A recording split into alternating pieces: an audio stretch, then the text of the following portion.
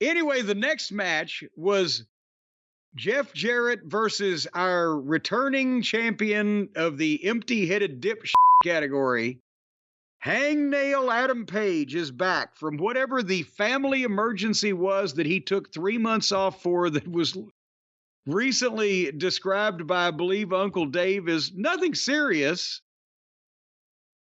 What can if I've got a callus on my foot, can I go home for 3 months and commiserate with my family about it around here? In AEW, you could fly to Bulgaria, sure. Well, anyway, this was the Owen Hart tournament.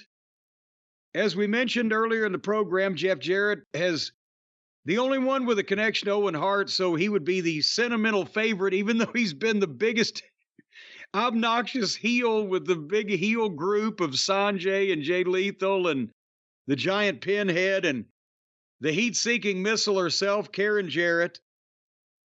But and of course, Paige is, the last we saw, a baby face that had his children terrorized and etc.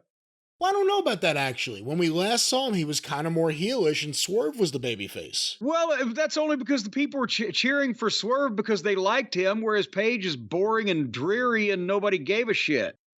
But he wasn't actually working like a heel or in a heel position.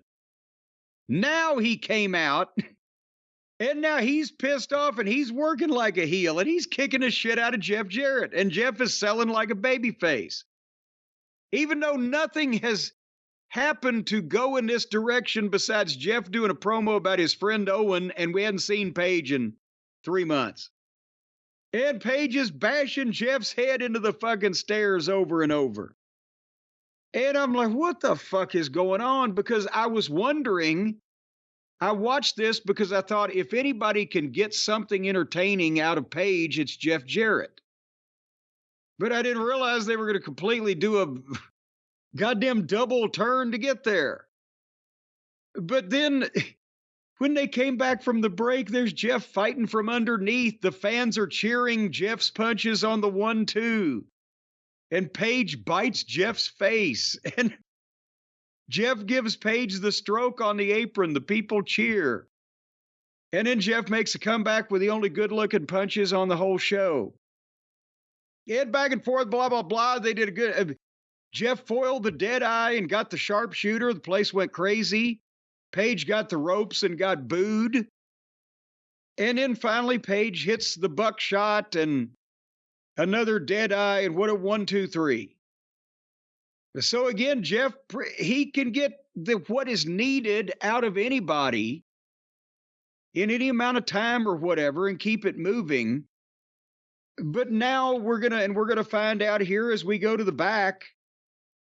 I'll skip ahead one thing and come back to it because it didn't make any sense to put it there either on the show, but they go to the back with Paige and Renee, and he's still pissed off. And she's like, was that level of aggression necessary? And the Buckaroos come in, Maddie and Nikki, and they're hugging him and they're celebrating. And hey, you keep scratching our back and I'll scratch yours, and blah, whatever. We need a fifth guy for blood and guts. And apparently Paige has, since he's been off, has been taking one of those correspondence courses from the Acme Acting Company, because now he's got another demeanor. He snatched up Maddie. And he's growling and he's snarling. I'm not your puppet anymore. I don't need any of your bullshit games. Snarl, snarl. Growl, growl. And he shoved Nikki and he walked off. So where the fuck is this going now? Team AEW. But then why is he working like a fucking heel against Jeff Jarrett, who has nothing to do with this goddamn what? Well, the other problem too is I heard, like you did, a lot of people complimenting the Jeff Jarrett interview package that was on social media and then a clip version on Collision or whatever. And there's a story there. Maybe it should have played out in Calgary instead of here, where it would have meant more. You would have been able to generate more emotion. Instead, it's like everything with AEW. How many segments on Dynamite are spent promoting things on the shows with the smaller audiences that no one's going to watch? They did something on that show that no one's watching to promote something on this show, and it's a natural story. It's like, it's not an exact thing, but Pillman Jr. When you had the chance and there was a story there to be exploited, for lack of a better term, they dropped the ball. Jeff Jarrett may have been more interesting in this because he seemed like a real person, not a wrestling character, than in anything else.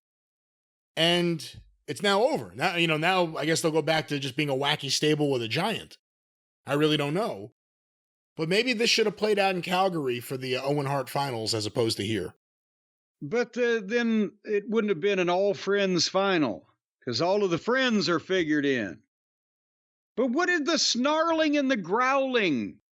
And I'm not your puppet anymore, but I was also mad at Jeff Jarrett. Not everyone's an actor. Not everyone can master having a character in wrestling. And that's always been his biggest problem.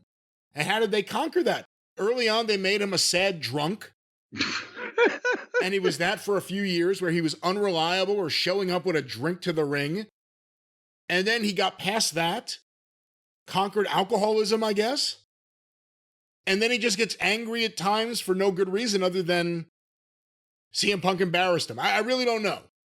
So no, I don't think he's someone. I think he's someone who has the right friends and someone who has a look at times and someone who could do stuff in the ring, but he's got no ability to really come up with a good character or good promos or anything. It just always. Well, that's the thing. Remember, at one point, cowboy shit, for the fans chanting it, that was over, and he go, let's do some cowboy shit, and then he came out wearing fucking skinny jeans with butterflies on them, like all cowboys do. But you see, there's the problem. What was cowboy shit? That was the whole joke. He didn't have any cowboy shit. Yeah, he's a guy from Virginia who knows nothing about being a hangman or a cowboy. That's why he said, I'm going to do cowboy shit, because he doesn't even know what it is. He knows less about it than I do. And I watch rodeo on CBS. Seriously, that's what it was. It wasn't I'm a cowboy, I'll do cowboy shit. It was, I have no idea what fucking cowboys do. I do cowboy shit. I watched The Rifleman, so I know more than both of you. But that's, and he started off with the blonde hair, and he was kind of, a tan matinee idol for the young ladies, if they had any in the crowd that weren't being brought there by their male counterparts. And now he's looking more like a 40-year-old. He looks like Silas Young. Remember him in Ring of Honor from Chicago? His gimmick was the last real man. So he was in his 40s with a lot of body hair and an unkempt fucking appearance. That's what this guy looks like now. Maybe, you know what? Punk didn't only snatch his neck, he snatched his goddamn spirit and will to live. You could say that about the whole company.